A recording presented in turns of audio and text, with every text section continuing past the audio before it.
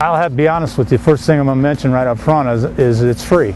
I like this service when it's free because, you know, you can tie up a lot of money in different services, and from experience I found out that sometimes you can pay a lot of money and you may not be getting that much out of it.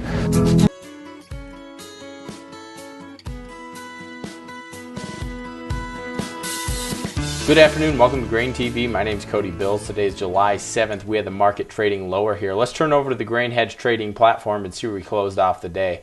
Corn trading down 1 3/4 cents, soybeans down 28.5 cents, and wheat in Chicago here down 11 1/4 cents on the day.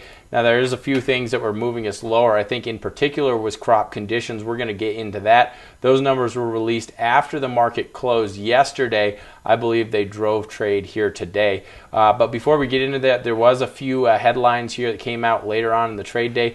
Egypt's gas is seeking cargoes of 55 to 60,000 metric tons of U.S. wheat or winter wheat, Ukrainian milling wheat, Russian milling wheat, really any of those. So there is a tender out there for some Egyptian wheat. It's going to be interesting to see who that goes to. Of course, the U.S., though we may issue an offer there, we most likely are not going to receive it. The U.S. dollar was trading sharply higher here on the day, but it'll be interesting to see where we are in terms of overall competitiveness in the U.S. Now, we did get export inspections out yesterday during the trade. We saw corn inspections lower than analysts were expecting, coming in at 839,000 metric tons compared to expectations, which range from 850 to 1 million metric tons. So a little bit disappointing there. Soybeans, we did see 197,000 metric tons inspected for export. That fell within analyst expectations, and wheat came in within analyst expectations as well, with 368,000 metric tons. Now, the crop conditions report, which is really what I think triggered the market moving lower here. Of course, we got an exceptional amount of rain last week. We continued to get rain throughout Missouri. Basically, all of this, there was an anticipation here that crop conditions were going to slip again this week. That just simply wasn't the case. We saw corn conditions rated good to excellent, improved 1% this week to 69% rated good to excellent.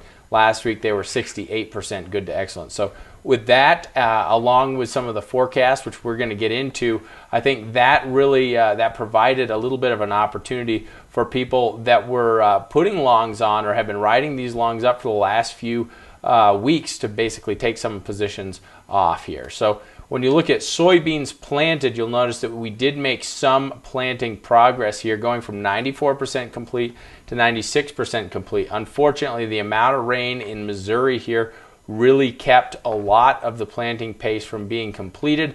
We went from 62% in Missouri to 73% planted in Missouri over last week. It looks as though this week we're going to continue to get a saturated Missouri, so unlikely to see any sort of planting pace, any sort of significant improvement in planting pace this next week. When you look at the soybean conditions, though, we were unchanged, good to excellent, right around 63% here. So that was a surprise. Analysts were expecting to see good to excellent ratings for soybeans, pulled back. We didn't see that. So with that being the case, I think we saw a little bit of people unloading some of those long positions. We're seeing a little bit of a pullback in this rally that we've seen that has driven prices up over the last 3 weeks. Winter wheat harvest did improve here last week, improved up to 55% harvested.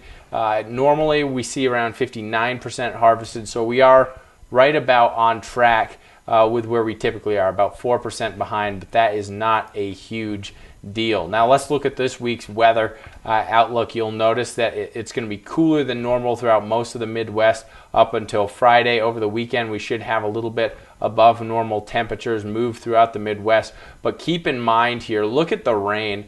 You'll notice large belts of rain here moving throughout the Midwest throughout the week. The areas of Missouri, areas of Nebraska, our eastern part of Nebraska, Iowa, Illinois, these are all areas that should be receiving additional rains here.